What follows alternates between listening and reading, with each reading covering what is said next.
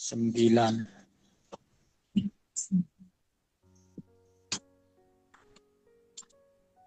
yang berfokus kepada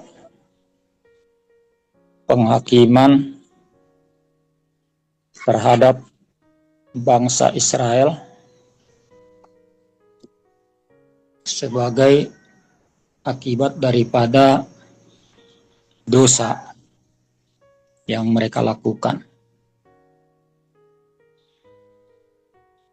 dan perlindungannya bagi orang-orang yang setia. Dan pasal ini akan menyajikan pelajaran serius tentang kekudusan Allah dan konsekuensi yang tak terhindarkan dari pemberontakan terhadapnya. Jadi bangsa Israel ini betul-betul sudah melakukan kejahatan, ya, dosa-dosa yang tidak tidak bisa diterima oleh Tuhan. Oleh karena itu Tuhan akan memberi ganjaran terhadap bangsa Israel. Kita akan kasari pembicaraan ini yang kita akan membaca Yeskiel pasal 9 ini.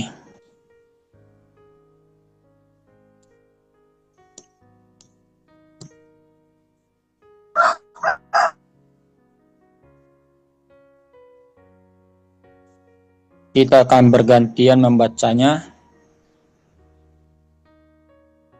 Saya akan memulai dari ayat pertama, nanti Bapak Ibu akan melanjutkan sampai habis pasal ini, ya, sampai pasal ayat 11.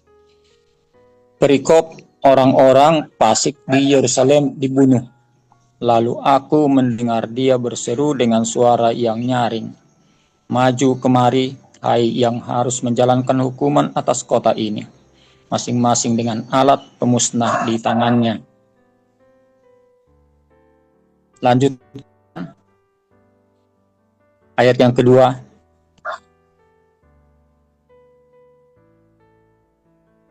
Halo? Halo. Silahkan dilanjutkan ayat yang kedua bersama-sama Bapak Ibu. Lihat orang-orang laki-laki datang dari pintu gerbang atas yang menghadap ke utara, masing-masing dengan alat pemikul di tangannya, dan satu orang di antara mereka berpakaian lenan, dan di sisinya terdapat suatu alat penulis. Mereka ini masuk dan berdiri di samping mezbah tembaga. Pada saat itu kemuliaan Allah Israel sudah terangkat dari atas kerub tempatnya semula ke atas ambang pintu bait suci, dan dia memanggil orang yang berpakaian lenan dan yang mempunyai alat penulis di sisinya. Firman Tuhan kepadanya, "Berjalanlah dari tengah-tengah kota, yaitu Yerusalem, dan tulislah huruf T pada daging orang-orang yang berkeluh kesah, karena segala perbuatan keji orang-orang yang belum bisa, karena segala perbuatan keji yang dilakukan. Dan kepada yang lain-lain aku mendengar dia berfirman, ikutilah dia dari belakang melalui kota itu, dan pukullah sampai mati, janganlah merasa sayang dan jangan kenal belas kasihan. Orang-orang tua, teruna-teruna, saudara-saudara, kecil dan perempuan, bunuh dan musnahkan.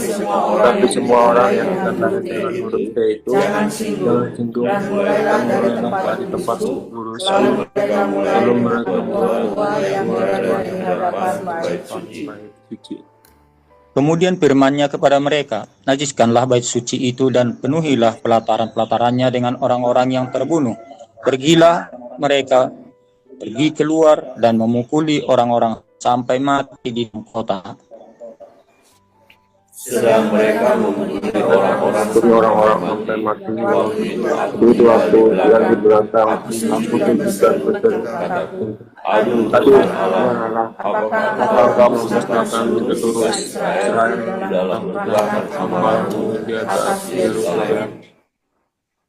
Jawabnya kepadaku, kesalahan kaum Israel dan Yehudi sangat banyak, sehingga tanah ini penuh hutang darah dan kota ini penuh ketidakadilan, sebab mereka berkata, Tuhan sudah meninggalkan tanah ini dan Tuhan tidak melihatnya.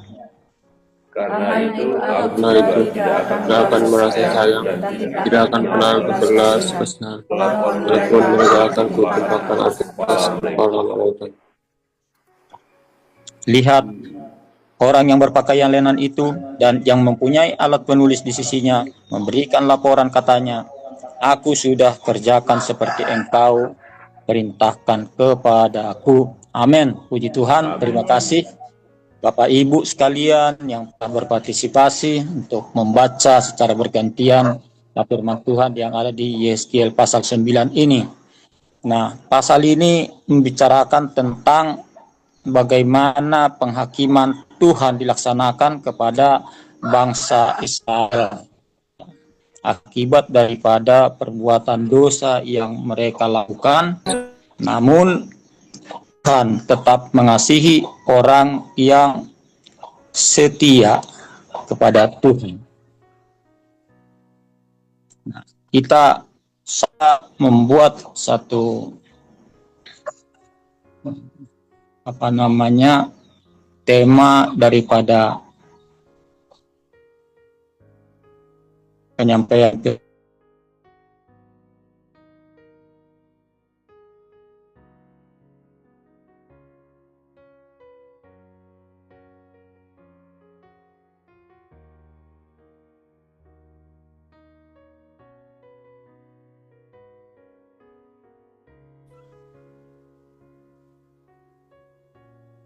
Bapak Ibu sekalian yang saya hormati.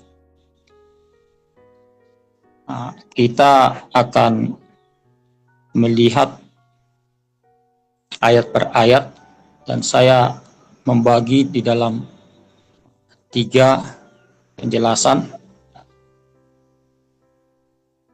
yaitu tentang penghakiman dilakukan oleh Tuhan kepada bangsa Israel ini.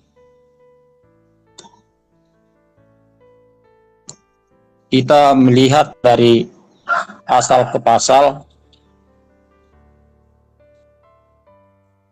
bahwa Tuhan membalas kekejian yang dilakukan oleh bangsa Israel ini. Penghakiman dimulai dari rumah Tuhan. Penghakiman Allah dari tempat kudusnya menunjukkan bahwa umat Tuhan bertanggung jawab untuk hidup dalam kekudusan dan akan menjadi yang pertama menerima penghakiman jika mereka berdosa. Nah, jadi Tuhan memang kelihatan sepertinya kejam, ya. Namun ini adalah suatu keadilan yang betul-betul harus kita pahami bahwa Tuhan itu ya memiliki kasih. Dia mengasihi tapi gak adil. Kita tidak perlu membantah hal keadilan Tuhan ini. Yang dituntut dari kita adalah bahwa kita harus bertobat dan menyadari bahwa kita telah melakukan kesalahan atau dosa. Kemudian tanda kesetiaan atau huruf T yang dimeteraikan kepada setiap orang yang setia ini tidak bisa diganggu, karena orang yang bermeterai ini memang sudah diasingkan, ya, sudah dibedakan tempatnya dan orang yang punya tanda ini adalah orang yang dikasihi Tuhan karena mereka setia. Nah, betapa pentingnya hidup kudus yang harus kita hidup dalam kekudusan dan kesedihan atas dosa ya, dengan dibuktikan oleh ratapan atau penyesalan yang dalam, akan diselamatkan dari murka Tuhan atau dari penghakiman. Dan sebaliknya, orang yang tidak memiliki tanda akan dihukum.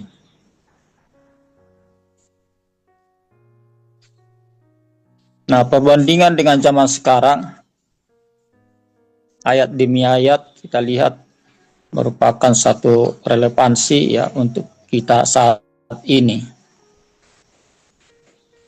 Jadi ayat ini relevan untuk orang-orang di zaman ini.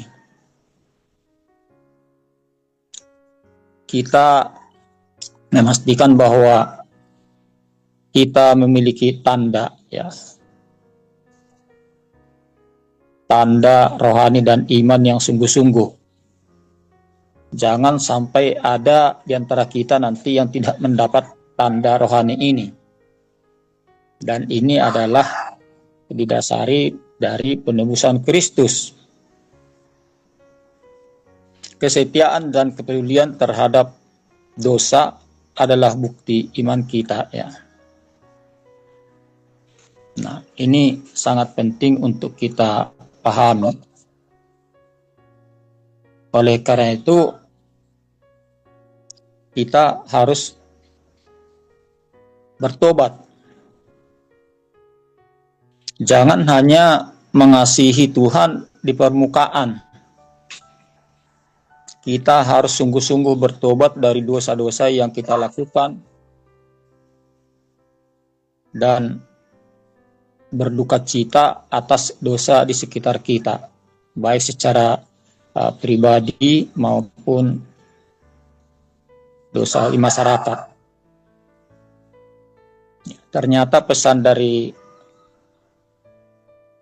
Yeskiel 9 ini, kita tidak hanya berduka cita atas dosa kita sendiri, tapi juga dosa di sekitar kita.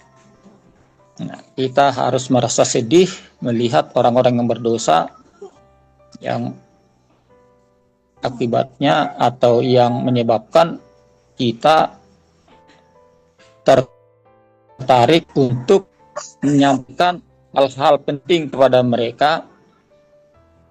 Salah satu yaitu perintah agung dari Tuhan Yesus yang nyuruh kita untuk memberitakan berita keselamatan kepada orang-orang di lingkungan kita, agar mereka agar mereka mendapat tanda rohani ini, sehingga mereka tidak akan kena hukuman neraka atau mereka memperoleh kehidupan kekal di surga. Hidup dalam kekudusan itu sangat penting dan harus kita berusaha hidup benar dan kudus, terutama di dalam gereja atau rumah Tuhan. Karena Tuhan akan mengawali penghakiman dari sana.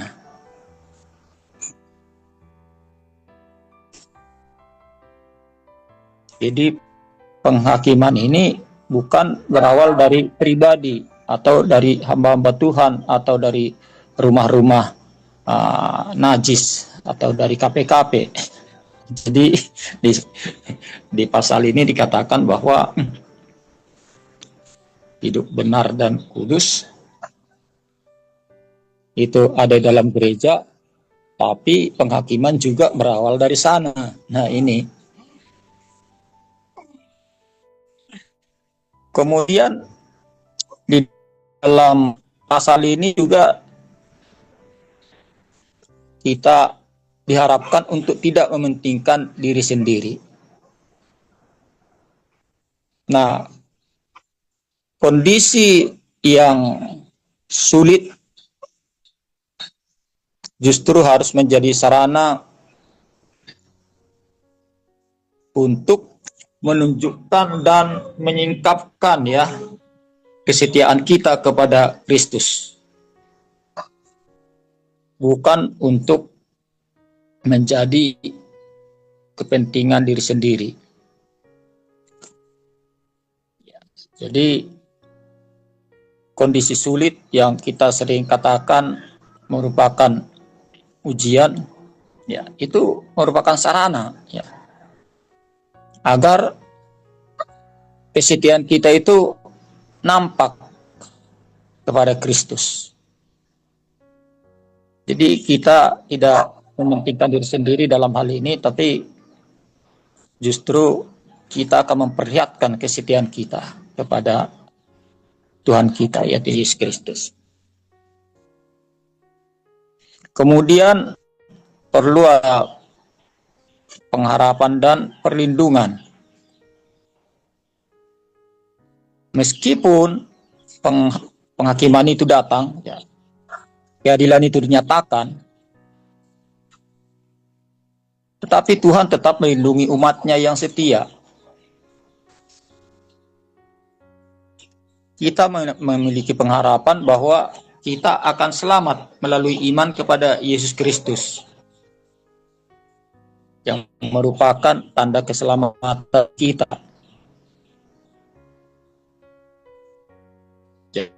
Dan kita tidak gagal. Tuhan tidak meninggalkan kita ketika kita setia. Nah, ini yang harus kita pahami ya.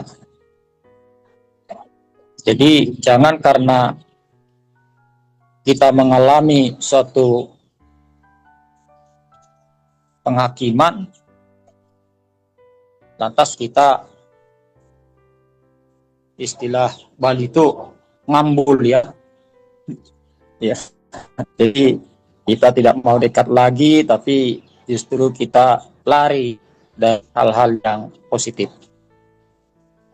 Nah, ini yang menjadi persoalan bagi banyak orang ya, yang bisa kita lihat di sekitar kita. Jadi ayat per ayat yang saya katakan dari awal tadi memang sangat penting untuk kita ketahui. Di ayat 1 sampai 3 dan 9 sampai 10 tadi kita melihat bahwa Yerusalem telah mencapai titik di mana kejahatan dan kekerasan mereka sudah sangat fatal ya. Kelihatan bahwa ada penyembahan berhala yang sangat merajalela ya. Kemudian juga sampai di bait suci. Kemudian telah berusaha ya melalui para nabi ya, sudah disampaikan ada nubuat ya, ada nasihat, tapi mereka menolak untuk bertobat. Kalau lihat Hizkiel tadi ya pasal 9 ayat 9 dan 10 itu menyatakan dengan jelas bahwa dosa-dosa mereka telah memenuhi tanah itu dan tidak ada alasan lagi bagi belas kasihan. Allah bertindak adil dan menghukum kejahatan yang tidak disesali. Jadi kita harus menyesali kejahatan. Jadi kemudian ada tanda pemisahan ya, belas kasihan di tengah murka. Itu di ayat 4 dijelaskan, di tengah perintah penghukuman ada pengecualian. Ya, jadi bagi kita yang sudah menyesali dosa-dosa kita, ya berkeluh kesah dan kembali ke jalan yang benar itu sangat diharapkan. Kemudian termasuk juga tanda P ini sangat penting ya. Kemudian ada tentang kedaulatan Allah dalam memisahkan orang benar dan orang fasik sebelum penghakiman dijatuhkan. Nah, yang ketiga yaitu pelaksanaan penghakiman yang tidak ada penghakiman 5-8 kepada 6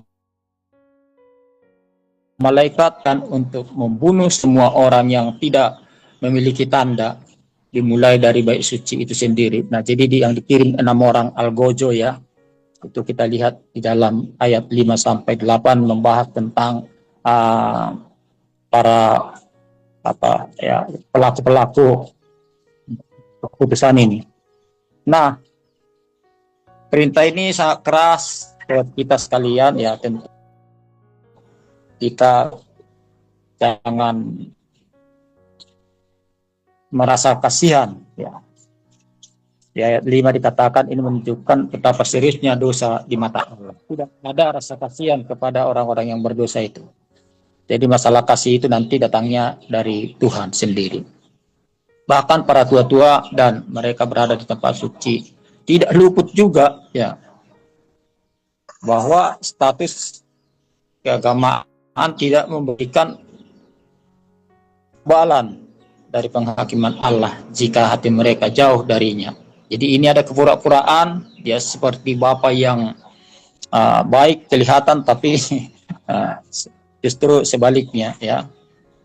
Nah, kita tentu perlu mengevaluasi diri kita ya.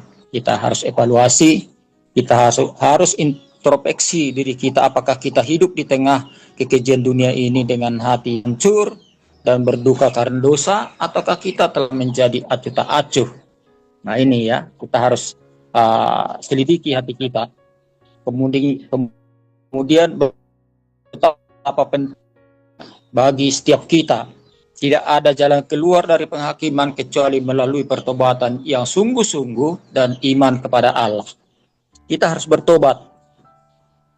Tidak ada jalan lain. Kita harus menyesali perbuatan yang salah yang kita di hadapan Tuhan. Belas kasihan Allah tetap tersedia, tetapi hanya bagi mereka yang berbalik kepadanya.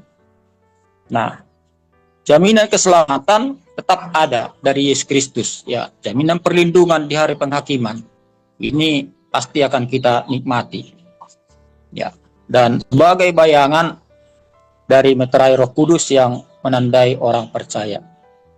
Nah, kesimpulan bahwa Yeskiel 9 mengingatkan kita akan realitas penghakiman ilahi yang akan datang. Pesan utamanya adalah bahwa kesetiaan kepada Allah dan penolakan terhadap dosa sangat penting. Marilah kita hidup sebagai orang-orang yang ditandai oleh Allah. Ya.